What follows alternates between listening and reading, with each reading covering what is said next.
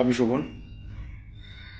সাহিত্য FM audio story চ্যানেলে আগামীকাল ঠিক রাত ৮টার সময় আসতে চলেছে আমার লেখা একটি ভৌতিক গল্প, বন্দি।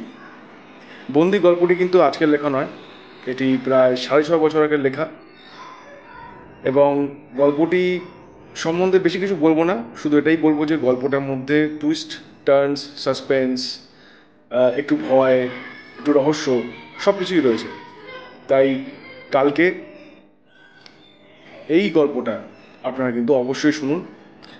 আমি আশা করছি আপনাদের এটা শুনে খুব ভালো লাগবে। সাহিত্য ফিল্মের সঙ্গে থাকুন, ওদের সাবস্ক্রাইব করুন এবং শুনতে থাকুন বন্দি।